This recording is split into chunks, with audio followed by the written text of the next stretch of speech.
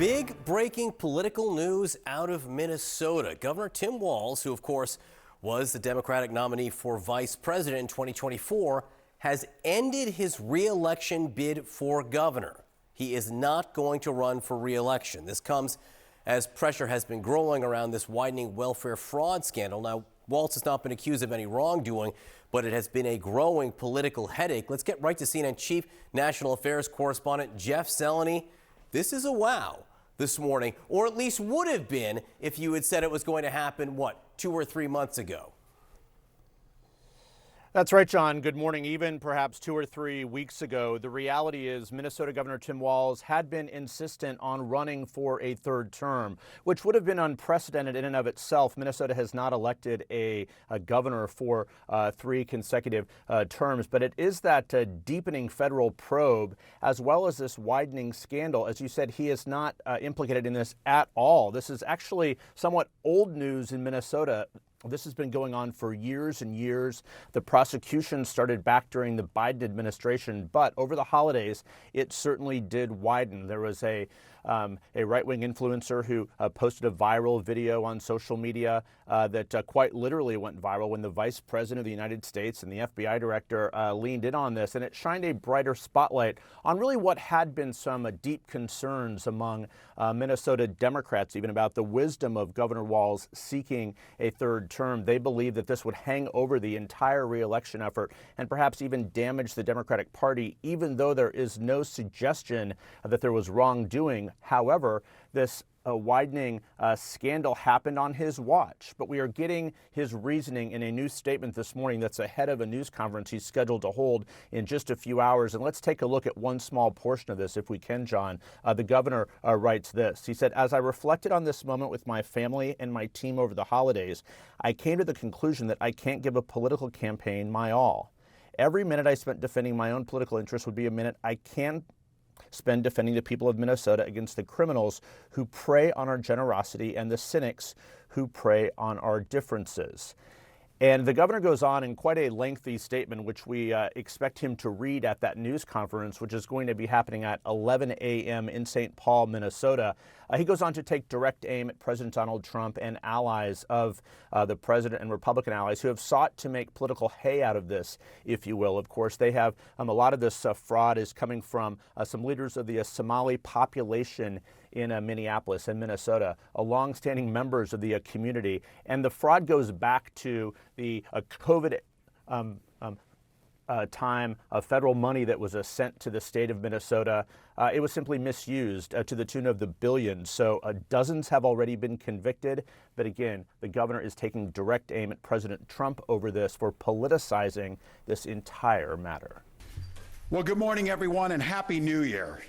Like many Minnesotans, I have to tell you, I was glad to turn the page on 2025. It was an extraordinarily difficult year for our state, and it ended on a particularly sour note. For the last several years, an organized group of criminals have sought to take advantage of this state's generosity.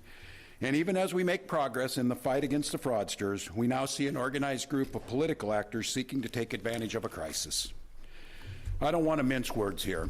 Donald Trump and his allies in Washington and in St. Paul and online want to make our state a colder, meaner place.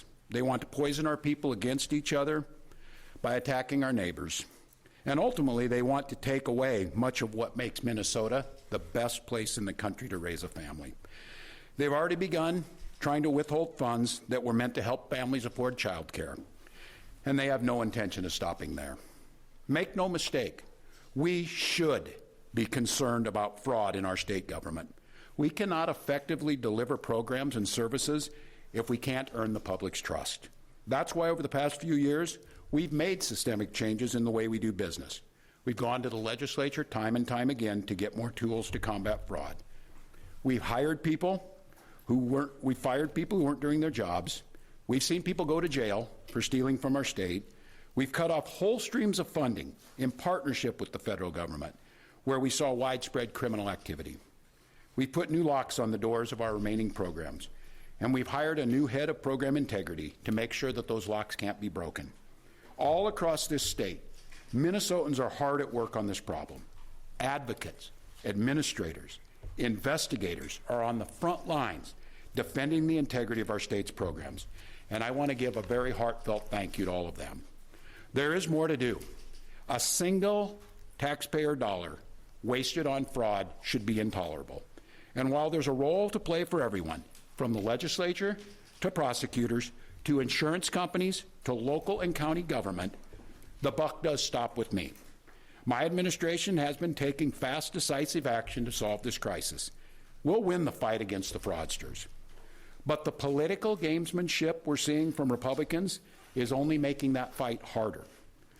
We've got Republicans here in the state legislature playing hide and seek with potential whistleblowers. We've got conspiracy theorist right-wing YouTubers breaking into our daycares, demanding access to our children. We've got the President of the United States demonizing our Somali neighbors and wrongfully confiscating funds that Minnesotans rely on. It's disgusting and it's dangerous. Republicans are playing politics with the future of this state. It's shameful. And I've said it before, and I will continue to say it. We welcome ideas from anyone, in any party, from any walk of life, who wants to help us continue to stay ahead of these criminals. And we welcome the involvement of the federal government. I am grateful to the career professionals at the U.S. Attorney's Office and the FBI who have been helping us fight this fight for years. But I cannot abide the actions of the political leadership in Washington. These opportunists are willing to hurt our people to score cheap points. They and their allies have no intention of helping us solve this problem, and every intention of trying to profit off of it. Which brings me to this. 2026 is an election year. Election years have a way of ramping up the politics at a time when we simply can't afford more of that in Minnesota. In September, I announced that I would seek a historic third term as Minnesota's governor, and I have every confidence that if I gave it my all, we would win the race. But as I reflect on this moment with my family and my team over the holidays, I came to the conclusion that I can't give a political campaign my all. Every minute that I spend defending my own political interest would be a minute I can't spend defending the people of Minnesota against the criminals who prey on our generosity and the cynics who want to prey on our differences. So I've decided to step out of this race, and I'll let others worry about the election while I focus on the work that's in front of me for the next year. I'm passing on this race with zero sadness and zero regret.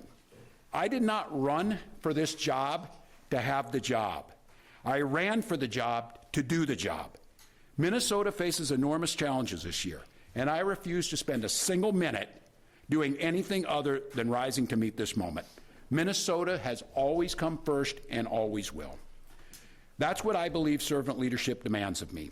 As an optimist, I'll hold out some hope that my friends on the other side of the aisle will consider what servant leadership demands of them in the moment. We can work together to combat against the criminals.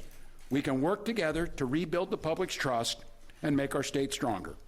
But make no mistake about it, if Republicans continue down the path of abusing power, smearing entire communities, and running their own fraudulent game at the expense of Minnesotans, I will fight back with everything that I have.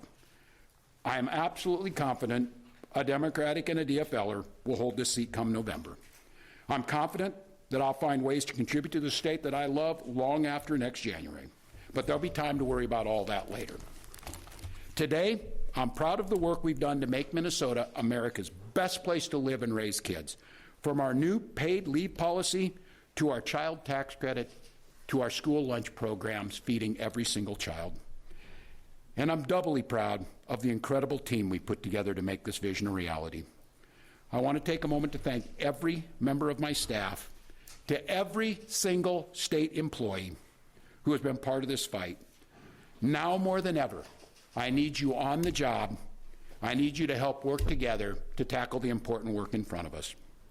And most of all, I want Minnesotans to know how grateful I am for the opportunity to serve this state, for the privilege that I have been given to serve in this office. I'm on the job. I'm focused on making sure that we stay America's best place to live and raise kids. No one will take that away from us. I'm proud of the way we treat our neighbors. I'm proud of the way that we welcome people to this state. I'm proud of the way that we innovate. and I'm proud of the way that we are optimists for the future. No one's taking this away from us, not the fraudsters, certainly not this president, not on my watch.